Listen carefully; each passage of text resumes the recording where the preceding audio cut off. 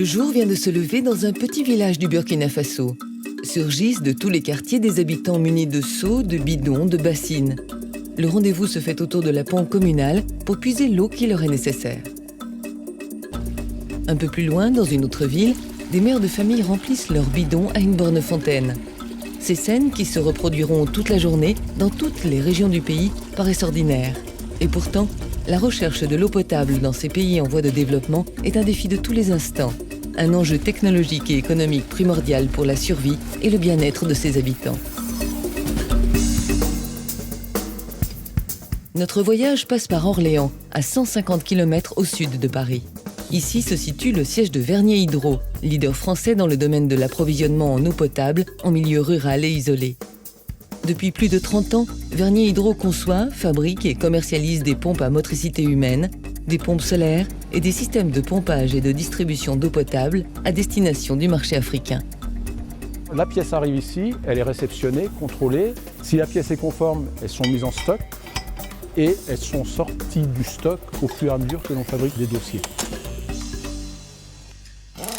Ces pièces-là vont partir courant de semaine prochaine pour la République centrafricaine.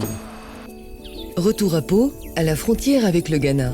On trouve ici une HPV, pompe à motricité humaine installée il y a plus de 20 ans.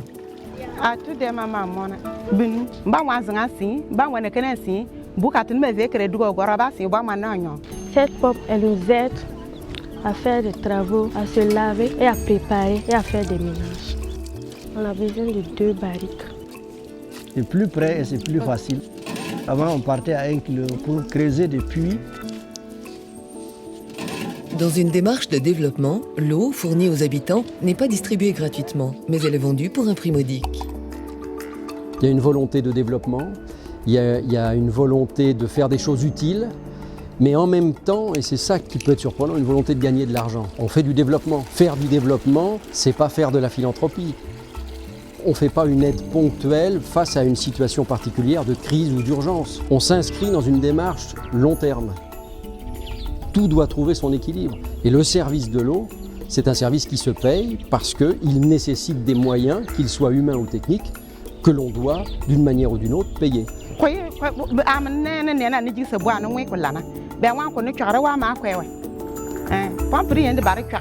S'il y a une pompe qui est gâtée, le villageois m'appelle pour aller réparer. Parce que c'est important. S'il n'y a pas l'eau, en tout cas, vraiment, c'est difficile. Les pompes à motricité humaine HPV de Vernier Hydro conjuguent simplicité, robustesse et facilité d'entretien. Une pompe 10 fois plus légère que les pompes conventionnelles. Le montage et le démontage se font à la main en quelques minutes sans moyen de levage. Des pièces d'usure en surface et non au fond du forage et une seule clé pour les remplacer. Les pièces sont toutes fabriquées avec des matériaux inoxydables, une garantie anti-corrosion. Un réseau logistique d'approvisionnement en pièces est mis en place afin de répondre aux besoins des installateurs et des réparateurs. Le coût de maintenance le plus bas du marché pour les utilisateurs. Quand les populations sont trop nombreuses pour être servies par de simples pompes à motricité humaine, dans des villes de moyenne taille, Vernier Hydro met en place des systèmes d'adduction d'eau et de distribution à des bornes fontaines. Un groupe électrogène alimente en énergie une pompe qui monte l'eau dans un château d'eau. Un réseau de distribution à des bornes fontaines permet ensuite aux fontainiers de servir les clients. Chaque mois, le chef d'exploitation rencontre le chef de centre pour collecter les informations sur la consommation et les recettes de chaque borne fontaine. Le mois passé, il était à combien? 1143.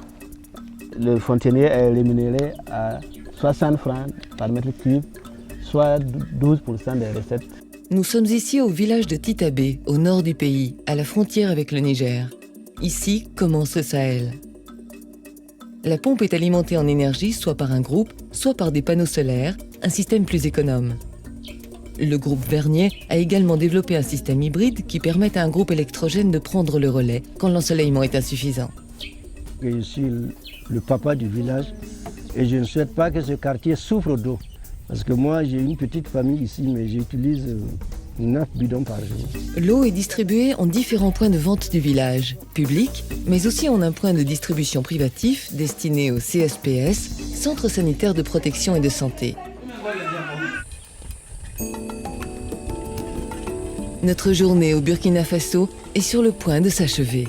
Au-delà des prouesses technologiques offertes par les équipements conçus, installés et gérés par Vernier Hydro, ces réussites sont liées à des partenariats forts avec les collectivités locales ou nationales. Grâce à l'eau et à ses bienfaits, de nombreux habitants peuvent vivre mieux. S'il n'y a pas d'eau, en tout cas, ça ne va pas. Tout est bloqué. Sans l'eau, on ne peut pas vivre. L'eau est très importante plus que toutes les choses. Sans l'eau, il n'y a pas la vie. De l'Afrique à la France, c'est tout un réseau de professionnels qui est au service de cet objectif ambitieux. Servir une eau de qualité aux populations qui en ont besoin, dans un esprit de développement à long terme. On a des pompes qui sont utilisées dans des conditions parfois extrêmement difficiles. Pourtant, 20 ans après, elles marchent encore.